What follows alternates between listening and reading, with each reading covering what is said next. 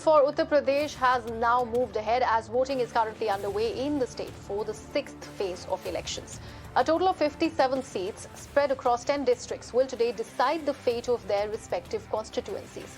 The districts who are in fact voting include Ambedkar Nagar, Balrampur, Siddharth Nagar, Basti, Sant Kabir Nagar, Gorakhpur, Kushinagar, Deoria and Balia, with 676 candidates in the poll fray. Now, those who are contesting today are, of course, Chief Minister Yogi Adityanath from Gorakhpur Urban, Congress UP President Ajay Kumar Lallu, SP Swami Prasad Maurya, and Leader of Opposition in the State Assembly, in fact, SP Leader Ram Govind Chaudhary. So, 5 ministers of UP government will also be facing the litmus test this time. The BJP, remember, had won 46 out of the 57 seats in the 2017 elections. So, Uttar Pradesh phase 6 of polling is currently underway. The important thing to note is that this is an important day for the Chief Minister of the state as UP goes to polls. Gorakhpur Urban is his seat that is also polling today. And other important faces are, of course, Swami Prasad Maurya and Congress's UP President Ajay Kumar. So, this is a very, very important phase when it comes to BJP and Samajwadi Party. In fact, in the state of Uttar Pradesh is concerned, a total of 57 seats are voting today. These are spread across 10 districts, and the important districts, like I mentioned, is of course Gorakhpur and Kushinagar, also Balia and Deoria. In fact, my colleague Kundan is joining me live from Balia.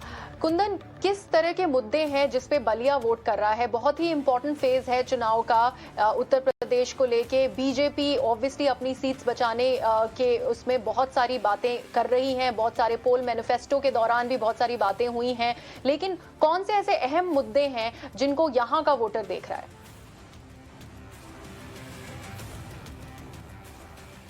बिल्कुल, बलिया बहुत important. अगर आप इस पूरे elections में देखें तो जो जिन 10 जिलों में इलेक्शंस हो रहा है उसमें Ballia is one of them.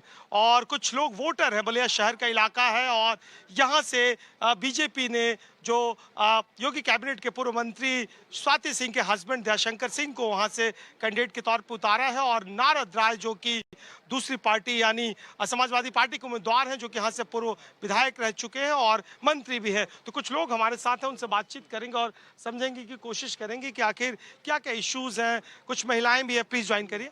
आप सबसे पहले महिला फर्स्ट।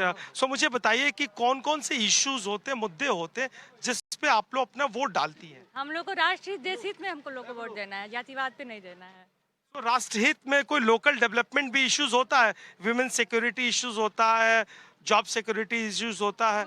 हर चीज हम लोग को मिला है, वुमेन सिक्योरिटी, जॉब सिक्योरिटी, चाहे मेक इन इंडिया, हर चीज हम लोग को मिला है। आप इत्तेफाक रखते हैं क्या इनसे? हाँ। नौकरी मिली है क्या? नौकरी से मतलब नहीं है, विकास बढ़िया हो रहा है, राष्ट्र हित में हम लोग दे रहे हैं बस, और आगे भी अगर सरकार अच्छी चले तो बहुत बढ़िया रहेगा। कुछ और लोगों से आप भी इत्तेफाक रखते हैं क्या? जी जी बिल्कुल। मतलब क्यों? मैं क्या नौकरी, आप लोकल डेवलपमेंट, एक्सप्रेसवे, सड़क, हेल्थ, ये इश्यूज मायने नहीं रखता? राष्ट्र हित तो सबसे पहले है।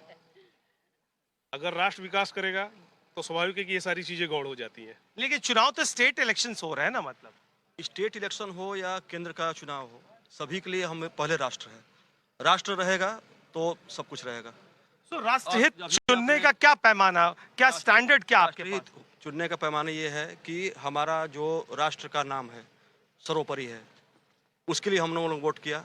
अभी आपने पूछा है क्वेश्चन कि एक्सप्रेसवे मायने रखता है या नहीं रखता है, या बाकी शिक्षा मायने रखता है कि नहीं रखता है। सारा कुछ मायने रखता है, सारे कुछ में भी काम हुआ है, लेकिन राष्ट्रहित और एक मजबूत राष्ट्र जो होता है, जिसमें हमारा राष्ट्र दिख रहा है कि हमारा स्थिति में है हम मजबूत राष्ट्र में, उसके लिए हम लोग। लेकिन मजबूत राष्ट्र की क्या परिभाषा है? क्या उस राष्ट्र में रहने वाले लोगों की जीवन स्तर में सुधार हो, क्या ये मुद्दे नहीं होते? मजबूत राष्ट्र की ये परिभाषा नहीं होती। हाँ। मजबूत राष्ट्र के सैन्य स्तर पर आप शत्रु देशों से मुकाबला करने में पूर्णतः सक्षम हो और आत्मनिर्भर हो, और राष्ट्रीय हित हम लोगों के लिए इसलिए मुद्दा बनता है।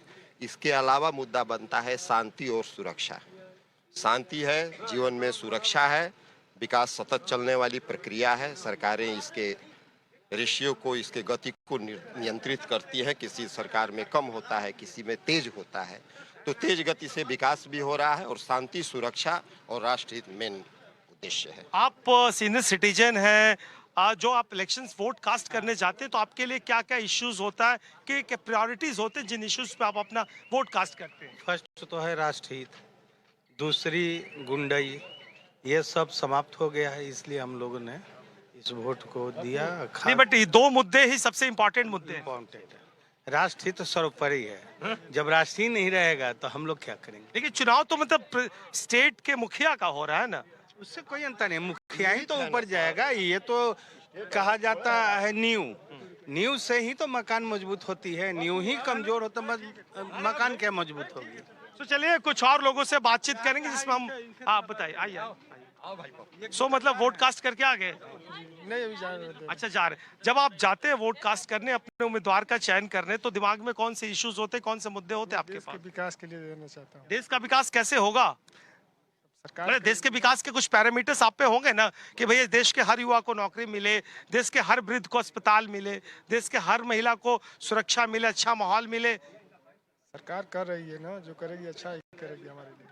चलिए कुछ महिलाओं से बातचीत करते हैं। आपको लगता है कि सरकार कर रही है कुछ? हाँ, कर रही क्या है। कर रही है आपके लिए, महिला के तौर पे क्या कर आगे, रही है? आगे बहुत बढ़ा रही हैं। अब आप लोग और राष्ट्रीय नौकरी दे बच्चों लोग को, यही हम। इसका मतलब ये कह रही है कि नौकरियां कम मिल रही है? हाँ, कम नहीं, अभी नहीं है, ठीक है, सब ठीक है, सब ठीक है? हाँ, आगे हम लोग रसोई राष्ट्र गैस आगे का बढ़ा दाम रहे हैं। ठीक है? सब ठीक है, कितना का दे रही है आजकल?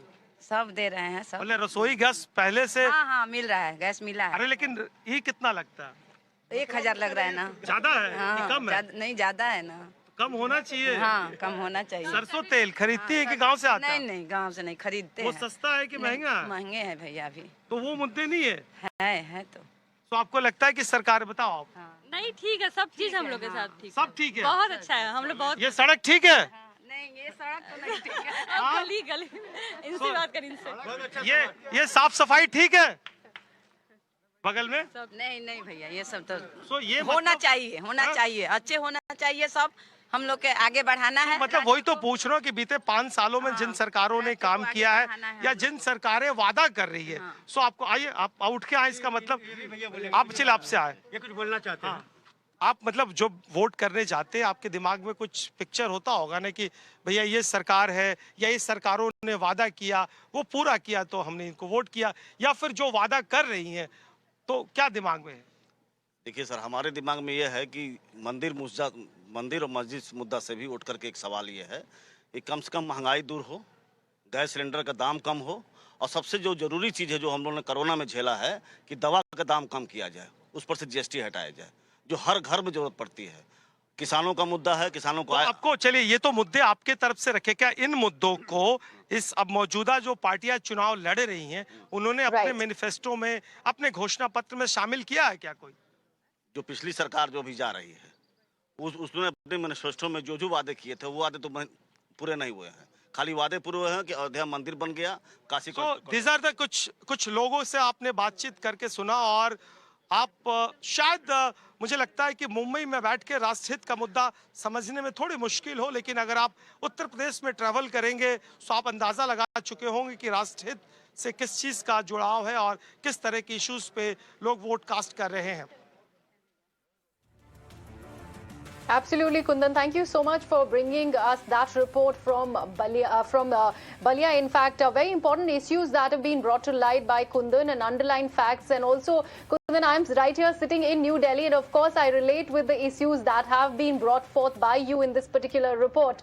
As far as the voters voting for the reasons that the voters are going to be going to vote, and very important factors that have been put forth over there when it comes to price rise and also the price of medicines that have actually risen due to the pandemic. So that is something that we need to look at. We'll continue to track in all the developments when it comes to the 6th phase of polling in UP today.